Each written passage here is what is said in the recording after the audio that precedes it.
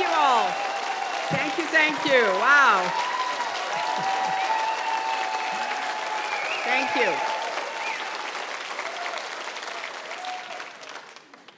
Well, now you know the true story, how Kate and I are related.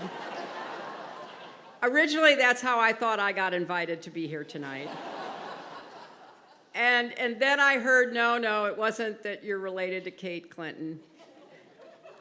It's that they needed a non-Jew on the program to demonstrate how ecumenical we all are in these very interesting times. So as a Methodist, I said, okay, I'll come. But the real reason I'm here is the same reason you're here. I just love your rabbi. I love her, and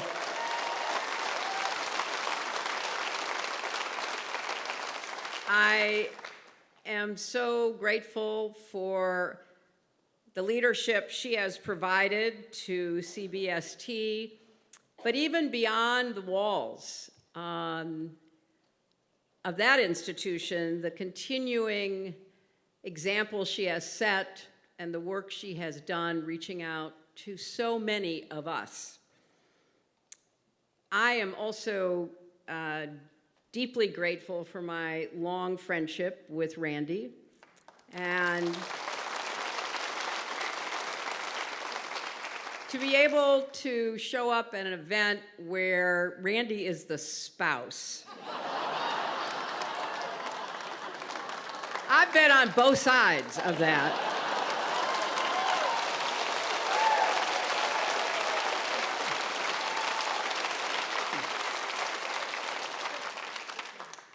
And it's kind of sweet. I think that having the opportunity to say a few words about Rabbi Kleinbaum is a special pleasure for me because she has, as you all know so well, created a legacy that is worthy of celebration and also as a model for so many of us. Her faith and her leadership has helped CBST become what it is today, a bold spiritual community of resistance and love. That means a lot to me because we need both right now, and she has shown us how to do that with grace, compassion, and love over all the years. And when I see her, I think so often of the exhortation, you are not obligated to complete the work, but neither are you free to abandon it. She always knew that. She always knew that the work of resistance and love, the work of reconciliation and unity, the work of tolerance and openness will never, ever be finished. But each of us has an obligation to do our part, and she understood her obligation as a leader to help guide us forward. Her career demonstrates that joy and resilience can have their roots in despair and adversity.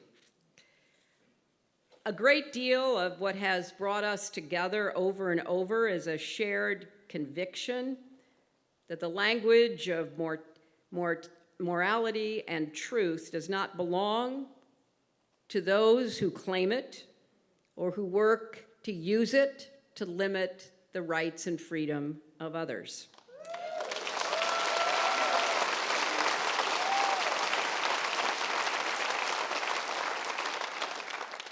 It also brings us together in the recognition that words alone are not enough.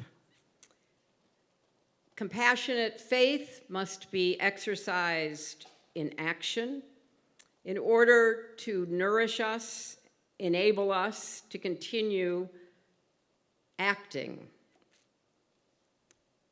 As all of you know, Sharon came to CBST during the height of the AIDS crisis, a time of such despair and loss, where people were literally fighting for their lives, and we were being reminded by AIDS activists that silence equals death. She understood the crisis that we were in,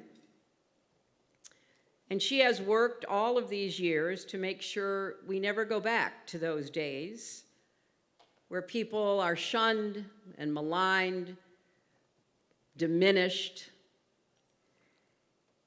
and to create a congregation, as she has, that would look out for people and lift them up in good times, but mostly in the bad ones. Today, CBST is the only synagogue in the city with an immigration clinic on site. And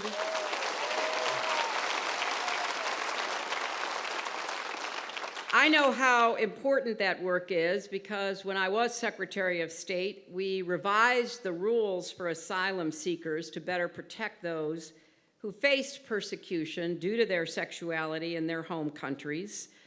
And the last time I checked, CBST serves a majority of asylum seekers who are LGBTQ or HIV positive.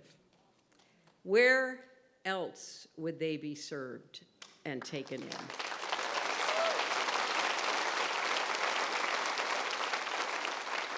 During the pandemic, she knew that connection would be more important than ever, and designed remote services that went beyond simple Zoom squares. I'm told it really made people feel that they were still part of a community. So many people lost that during the pandemic. They lost it in their houses of worship. They lost it in their schools and their workplaces. But Sharon understood how to keep that alive during such a difficult time. Her role in shaping this congregation and this city and communities of faith is indelible. Her impact is in the 20 rabbinical students who have studied at CBST since 1994 and are carrying its tradition of action and compassion back to their own communities.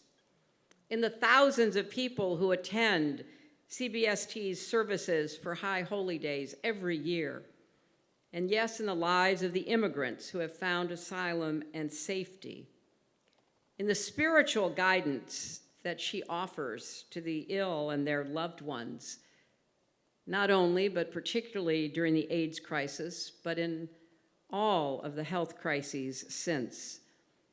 In establishing that strong link between faith and progressive action. I was struck by something she said after being arrested for protesting the Trump administration's Muslim ban. She demurred any kind of praise for her actions and instead wrote, "I will use whatever voice I do have to speak in the name of my God and my tradition against the injustices being done." That statement, among many of her statements over all of the years, is such a clarion call. It's a clarion call rooted in faith and tradition and history, but it's also a challenge, and a challenge that we all need to pick up and take as our own today. So Rabbi Kleinbaum, thank you for showing all of us, including this Methodist here, what it looks like to reclaim the language of faith for justice and truth. Faith is not partisan. Faith is not political in an electoral, political, American way. Of course, it cares about how we organize and live our lives in community. But those who try to hijack faith need to be reminded by this rabbi that they are the faithless, and they do not stand with those who care about the pursuit of truth and justice. So,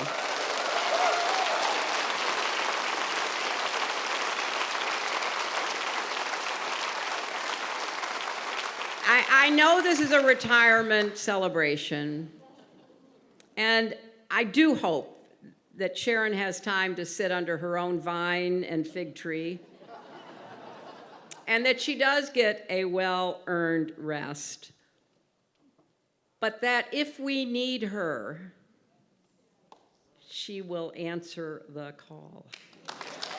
Thank you, my friend. Bless you.